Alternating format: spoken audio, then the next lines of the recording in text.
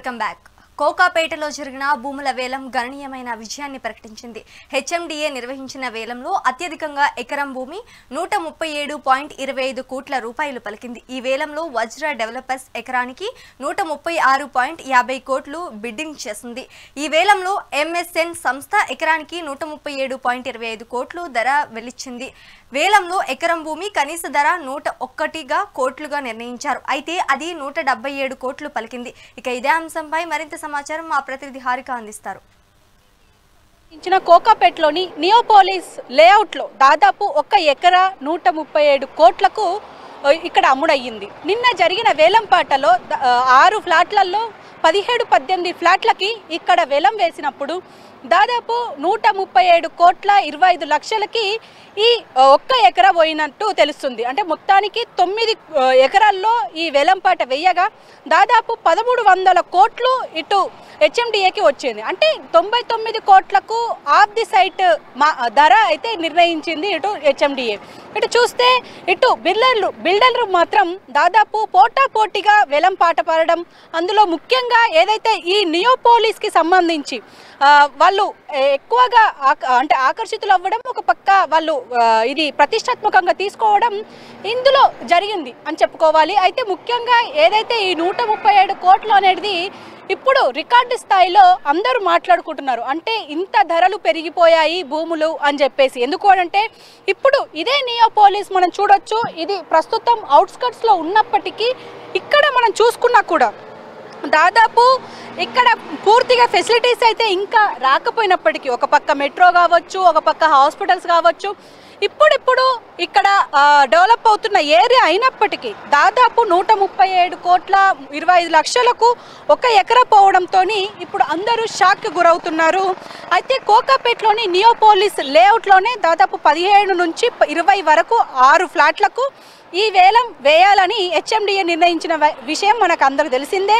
అయితే ఎకరాకు ప్రారంభం ధర 99 కోట్లుగా నిర్ణయించారు. అయితే సోమవారం నిర్వహించిన వేలంలో ప్రారంభ ధరను మించి ఎకరాకు 137 కోట్లు పలకడంతో రియల్ భూమి పెరిగిందడానికి ఇది నిదర్శనం అని చెప్పుకుంటున్నారు.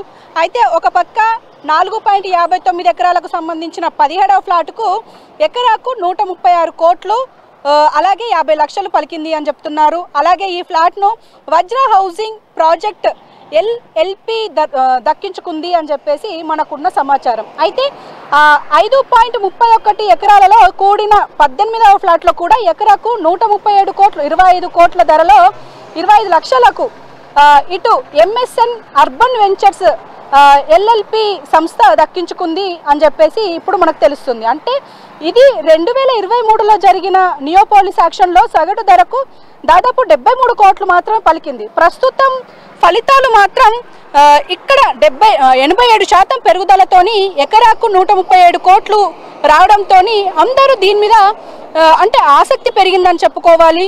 అలాగే కొంతమంది ఇంకా షాక్కి గురయ్యారని చెప్పుకోవాలి.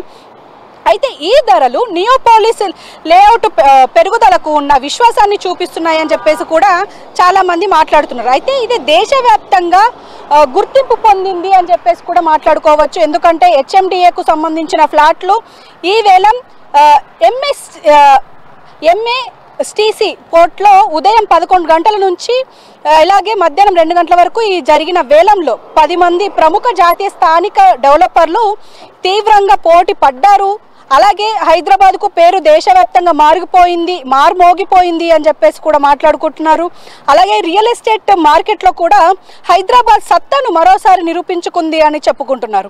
అయితే మనం ఇక్కడ మాట్లాడుకోవాల్సింది ఏంటి అంటే ఇప్పుడు 28న మరో 2 ఫ్లాట్లకు కూడా ఇప్పుడు ఈ వేలం వేయబోతున్నట్టు తెలుస్తుంది. మూసాపేటలోని 15 ఎకరాలు అలాగే ఇటు వచ్చే వేలంలో రికార్డు స్థాయిలో ధరలు పలికే అవకాశం ఉంది అని చెప్పేసి ఇటు రియల్ ఎస్టేట్ వర్గాలు ఒక పక్క మాట్లాడుకుంటున్నారు. అలాగే డిసెంబర్ 5న కూడా కోకాపేటలోని గోల్డ్ మైన్ లేఅవుట్తో పాటు చాలా ఏరియాల్లో ఇప్పుడు ఈ వేలంపాట నిర్ణయించే అవకాశం ఉంది.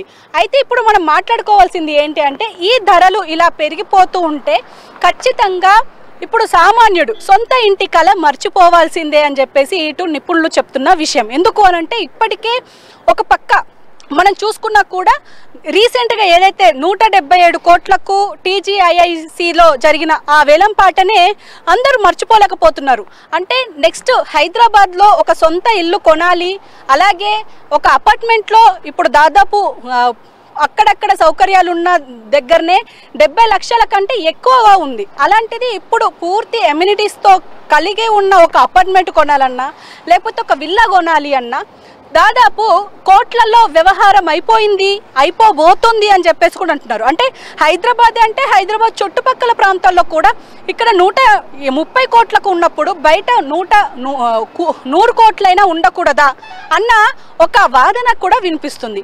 మరి ఏం జరగబోతుంది అంటారు? అంటే ఇటు రియల్ ఎస్టేట్ హైదరాబాద్లో పెరగడం వల్ల చుట్టుపక్కల ప్రాంతాలకు కూడా ఈ ఎఫెక్ట్ పడబోతుంది అన్నది మాత్రం చాలా క్లియర్గా ఉంది.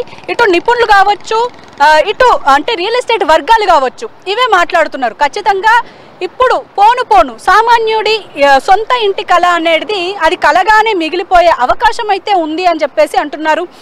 ఇదే రియల్ ఎస్టేట్ ఇలాగే కొనసాగితే, ఇలా కోట్లల్లో ఒక ఎకరాకి కోట్లల్లో ఇలాగే కొనసాగితే ఖచ్చితంగా రియల్ ఎస్టేట్కి కూడా ఒక దశలో ఖచ్చితంగా దీనికి కూడా పెద్ద దెబ్బ పడబోతుంది అని చెప్పేసి ఇటు రియల్ ఎస్టేట్ నిపుణులు కూడా చెప్తున్నారు. మరి ఏం జరగబోతుంది అన్నది మాత్రం మనం చూడాల్సిన పరిస్థితి అయితే ఉంది.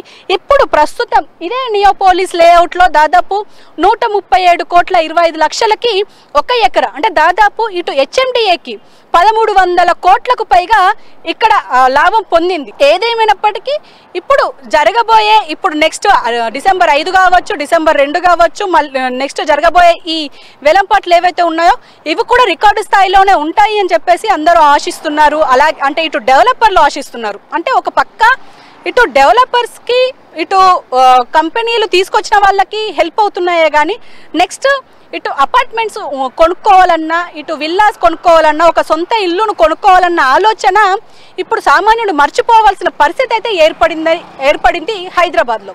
మరి చూద్దాం మరి ఇంకా ముందు ఏం జరగబోతోంది. అంటే ఖచ్చితంగా ఈ 137 కోట్లు కాదు, ఇంకా పెరిగే అవకాశం ఉంది అంటున్నారు. ఇలా పెరుగుతూ పోతే ఖచ్చితంగా రియల్ ఎస్టేట్కి ఒక పెద్ద దెబ్బ పడబోతుంది అని ఒక నిపుణులు అంటున్నారు.